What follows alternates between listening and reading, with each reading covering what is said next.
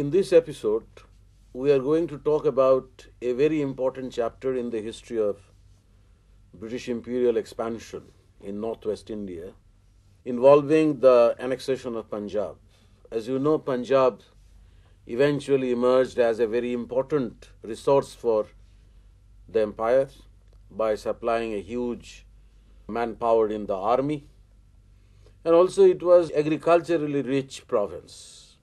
But we are concerned today with the history of British occupation of Punjab in 1849, and we try to explain it in terms of the kind of sense of insecurity that the British felt as far as the northwestern frontier was concerned.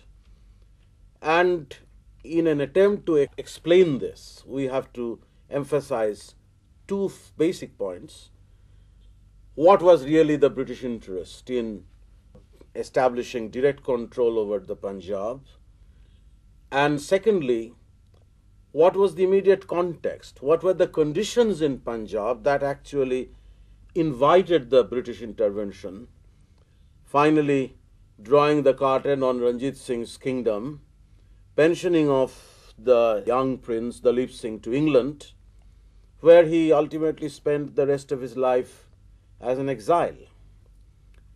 And our explanation also will concentrate on how the internal configuration in Punjab was a very important factor in creating the condition in which intervention by the British became possible.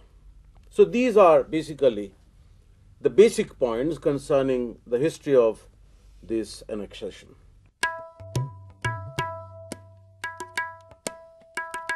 Before you actually get into the history of how Punjab was annexed, it is important to locate a very significant change in the nature of British imperialism in the early part of the 19th century.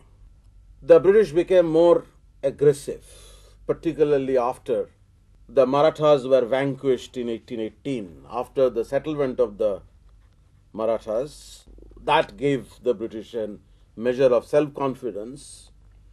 They became more aggressive at one level, they became more interfering at another level. Occasions of intervention in many of these princely states with whom the British had established treaty relationships became more frequent. Threats of deposition began to hang over the heads of many of these princely rulers, and British rulers often claimed that they needed to replace these princely rulers in order to bring the inhabitants of these princely states under the more benevolent government of the British. They often had this habit of describing these princely rulers as examples, as vestiges of Oriental misgovernment. So this is certainly a very significant change in the imperial policy, in imperial attitudes. The kind of reticence or the kind of caution that early imperialism practiced was discarded in favor of a more aggressive policy. This particular trend climaxed in the 1840s. During 1848, as you know, when Governor General Dalhousie embarked on a systematic policy of annexation of the territories of many of the more prominent princely states, including Awadh. Awadh was annexed in 1856. So annexation of Punjab forms a very important chapter in this history of a new kind of imperialism that began to surface its head from the early part of the 19th century. One can trace the beginning from the time of Wellesley, of course, but as you know, Wellesley was actually discouraged by the authorities in London, and he was in fact recalled for being spendthrift, for the useless expenses that he had incurred in many of the Indian wars that Wellesley's establishment had fought. But from 1820s onwards, we can also see a change in the policy of the British authorities in London. They were now becoming more indulgent. They were now becoming more supportive. And in 1813 came a Governor General, Hastings of Moira, who spelt it out with a certain notion of paramountcy. Sir, Yes? what was this paramountcy and what was its implication? Oh, paramountcy is actually a claim of overlordship.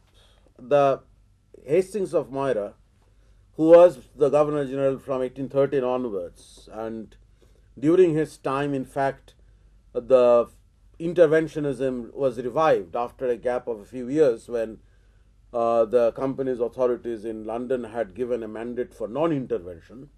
The paramountcy, as a theory, tried to establish the authority of the British Empire over these princely states. I mean, the princely states were tied in treaty relationship with the company, but the paramountcy tried to define a relationship by which the company was the superior, the company was the boss, and these princely states, whatever be their status, even if you have a large state like Hyderabad, the Hyderabad also had to accept the dictates of the company's authorities. This is actually the meaning of paramountcy. But in the long run, as you can see, paramountcy also involved these occasions for more direct intervention by the British, to the extent or to the point of the government of the princely states being directly taken over by the British authorities.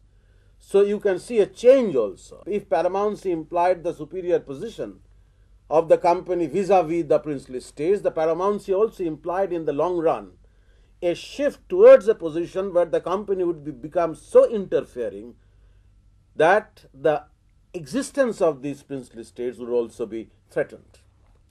So this is the reason why I would argue that annexation of Punjab has to be located, has to be situated in this larger historical backdrop of a new kind of imperialism which was becoming more aggressive, more interfering, more conscious about the security of the empire. Now, this particular aspect of the security of the empire actually brings us face to face with a situation in Punjab after the collapse of Ranjit Singh's kingdom. This was in the fourth decade of the 19th century when intervention in this region, not just in Punjab but also in Sindh, because Sindh was annexed in 1839, to a large extent such interventions were provoked by the fear of a troubled frontier. Because once Ranjit Singh's kingdom collapsed, instability became rampant. In this kind of an endemic instability, the British authorities were fearful about a possible Russian advance, Russian intervention in the region. This is what is called Russophobia. The possible intervention by the Russians in the region were provoking them or were persuading the British to take a new look at the policy. The policy that they had pursued earlier was to prop up Ranjit Singh's regime as a possible bulwark against invasions from the northwest, a barrier against the Afghans, a barrier against possible invaders from the northwestern region. But once Ranjit Singh was not there, this policy had to be changed. Sir, how was this stability achieved by Ranjit Singh? This is actually a question that requires us to go back in time to the 18th century.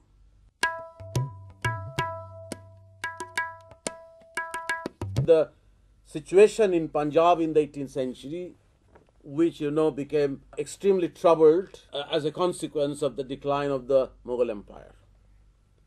There were frequent invasions from the northwest. Nadir Shah came to India via that route. Later, Ahmad Shah Abdali, who was firmly anchored in Afghanistan, in Kabul, made Punjab a target, and certain regions of Punjab were occupied by Abdali as the Mughal emperor actually ceded them to Abdali in order to buy peace.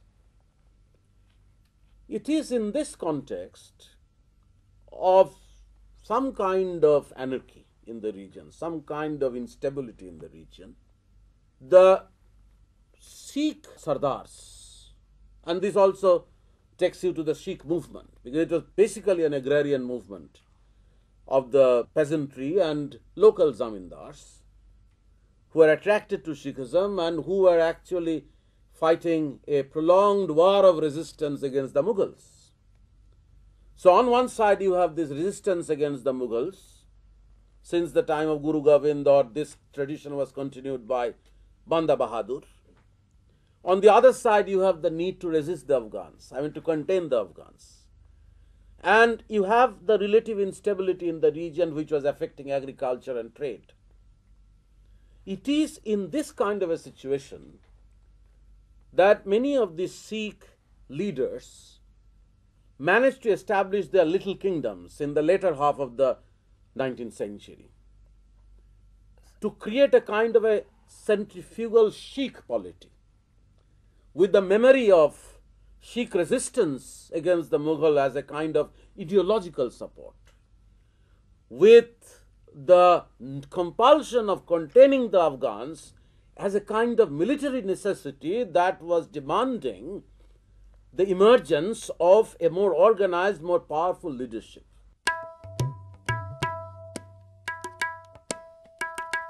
In order to understand the conditions in which the emergence of Ranjit Singh as a powerful Sikh leader was possible, you have to look at the later half of the 18th century when many of the local Sikh Sardars were setting up their own little kingdoms in the agrarian regions of Punjab, in the Doabs. There were many Doabs. You have Bari Doab, Jalandhar Doab, Rachna Doab, Sindh Sagar Doab. This entire region is crisscrossed by these many rivers, 5 rivers.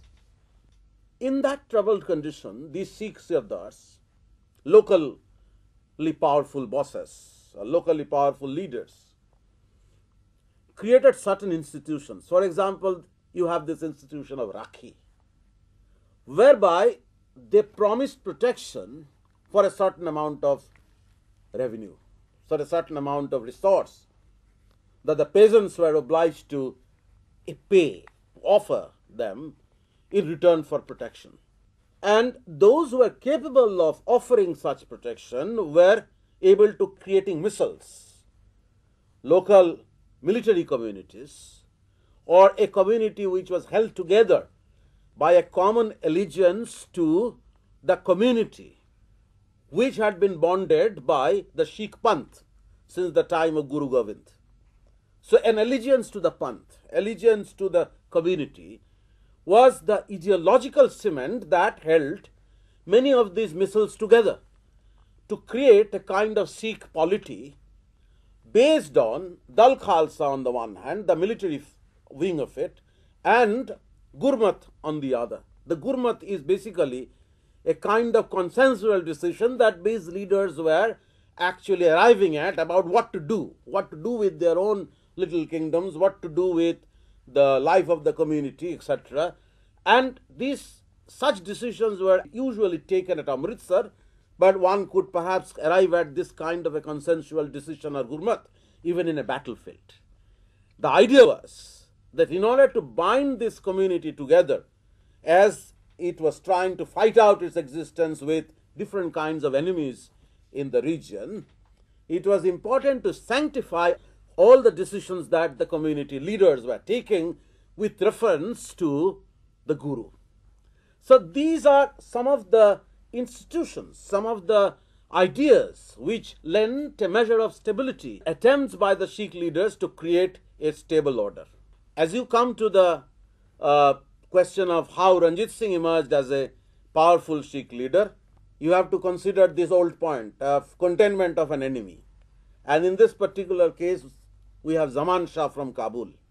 Zaman Shah was a successor of Abdali, and Zaman Shah was actually was looking at this alluvial, fertile region, which demanded a certain kind of resistance by the Sikhs, who had already become very powerful in the Doabs as leaders of the missiles.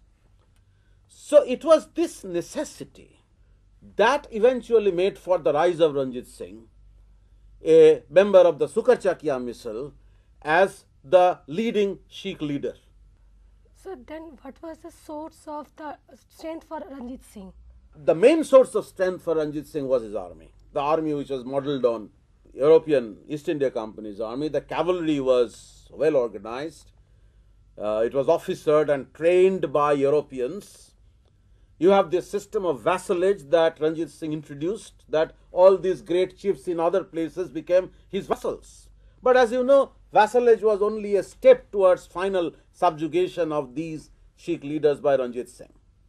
There was a period of expansion also. Initially, once Ranjit Singh was firmly established in Lahore in 1799, then Amritsar came under his control in 1805, and the control over the holy city of Amritsar gave Ranjit Singh a certain advantage. And with his control established in the Doabs, he began to move further westwards and northwards, bringing under his control the hill chiefs in Jammu and Kangra, and containing the Afghans. The Afghan strongholds at Multan or at Peshawar fell one after another. So this was how the basis of a powerful kingdom was created, and this powerful kingdom was capable of generating a measure of prosperity as well. It was natural for Ranjit Singh to look after irrigation facilities for the peasants, because ultimately the Sikh state was a peasant state. I mean, the main support base was the rural peasantry, the Jat Sikhs basically, who were agriculturists. But at the same time, the kind of security that the Ranjit Singh regime had been able to bring about in Punjab at the close of the 18th century, with the memory of great dislocation in the earlier part of the 18th century in the backdrop, the trade that had shrunk in the earlier part of the century had begun to revive. So trade brought prosperity, greater income. Artisanal industry began to flourish. Lahore once again became an important center of artisanal production. So it was not just a kind of a military state that Ranjit Singh was able to create.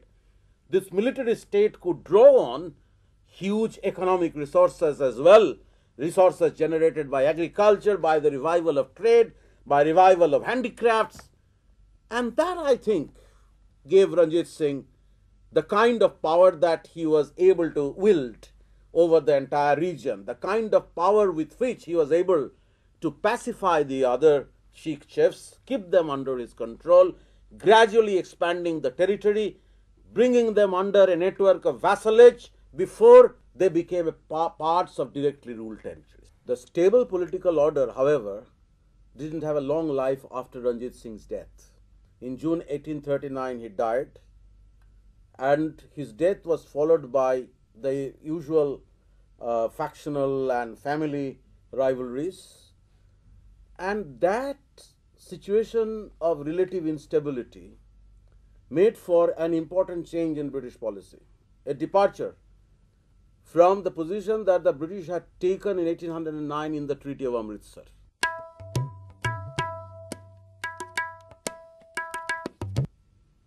The Treaty of Amritsar had accepted Ranjit Singh as the sole sovereign ruler of the Punjab, looking upon Ranjit Singh's kingdom as a possible buffer against invaders, allowing Ranjit Singh to contain the Afghans by expanding westwards. Once Ranjit Singh was not there, once the regime was threatening to split into factions, was actually the family itself became divided, the British had to also change their position, their priorities, particularly because of this fear that I was talking about, the fear of an invader, the Russians in particular.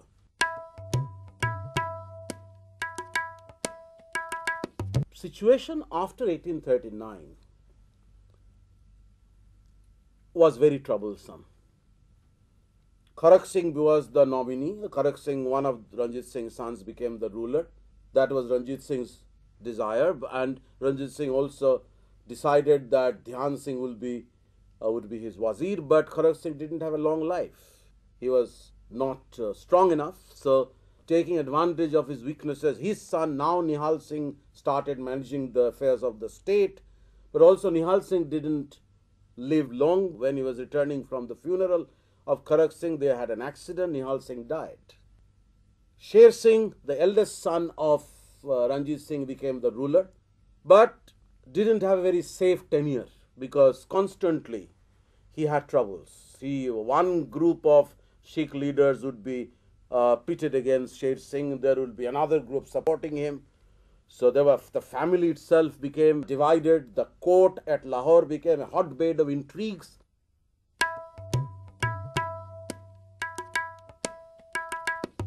Chand Kaur, the mother of Nihal Singh, actually became an enemy of Sher Singh and was claiming that she should function as a regent till Nihal Singh's widow gave birth to a posthumous child. And now it was the turn of Nihal Singh to ensure the forced abortion of that child, and Chand Kaur died under mysterious circumstances and he got implicated in this. So all this is indicative of how the polity that Ranjit Singh had been able to create, how the stable political order that Ranjit Singh had been able to create was fragmenting, was splitting up. The family group was splitting up. The aristocrats, the Sikh leaders were becoming divided, one group supporting one claimant for throne, another group another claimant for throne. So this was the situation which was actually presaging, which was actually facilitating, calling for a change in British policy. And the British were taking advantage of the troubled waters. Sir, can we say that the same story also continued in Punjab, where the British took advantage of the internal conflicts? Certainly. You see the repetition of the same story, and also the repetition of a similar story that you have seen elsewhere in India, that one of the factions would eventually invite the British to intervene. So when Sher Singh, for example, was trying to contain his enemies, both Sher Singh's party and the rival party would actually approach the British for some kind of support and protection. Now this would become more dangerous around 1843, when these palace intrigues and these troubles would lead to a bloody climax.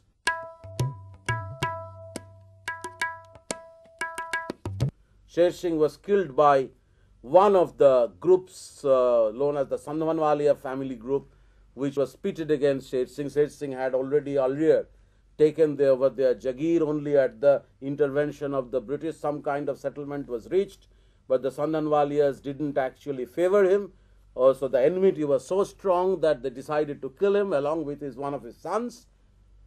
And at that hour, an infant son of Ranjit Singh named Dilip Singh became the ruler with the support of one of these groups. And the situation became so volatile that the Council of Regency, which was headed by Rani Jindan, in fact carried on secret negotiations with the British for providing Dilip Singh with a protective cover. So that was the occasion when the intervention eventually took place, around 1845-46. There was a premeditated war. The British mobilized their army on the other side of Sutlej. The Sikh army became somewhat independent of the control of the palace or of the control of the rulers. The Sikh army became excited by the presence of the British on the other side of the Sutlej. The Sikh army crossed the river. The British intervened. Wars were fought. Eventually, the Sikh army lost out. A treaty was signed in March 1846, which accepted Jindan's Council of Regency. But Jindan eventually learnt the hard way how treacherous the British were as friends.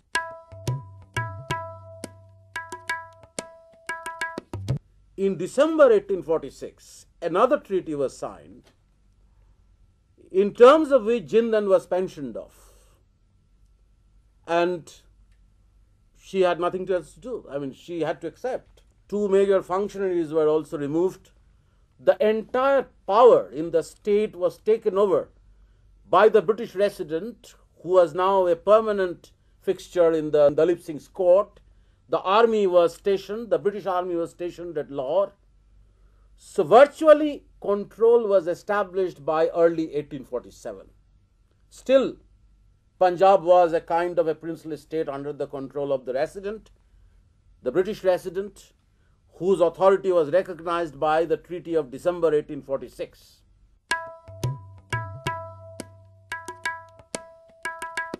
between this position and annexation in 1849, it was a small step. Because such a prominent presence of the British, the resident trying to control the government, the attempt by the resident to undermine the Council of Regency, the attempt by the resident to pension of Rani Jindan, all this created a certain kind of grievance in the Punjab, and there were resistance against it. And such resistance led to a series of another set of wars, the wars at Chilianwala, and finally the British won the victory in the Battle of Gujarat. And after their victory in the Battle of Gujarat, they forced Dalip Singh, the infant ruler, to sign the document of annexation. Dalip Singh was sent out to England, and he lived the rest of his life in England as an exile. So, annexation undertaken by Dalhousie in 1849, Dalhousie came to India in 1848, I have talked about his aggressive imperial policy, was a logical outcome of the kind of opportunity that the British received or British got in 1845-46 to intervene in Punjab more strongly, more directly, by a radical departure from the position that they had taken in 1809 in the Treaty of Amritsar.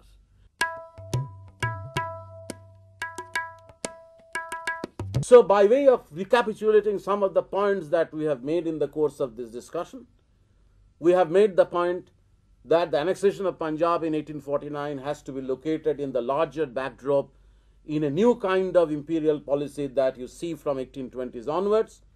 Imperialism was becoming more aggressive, more interfering, more expansionist. It started with Hastings of Moira, but then it reached its climax in Dalhousie in 1848, and in 1849 Punjab was annexed.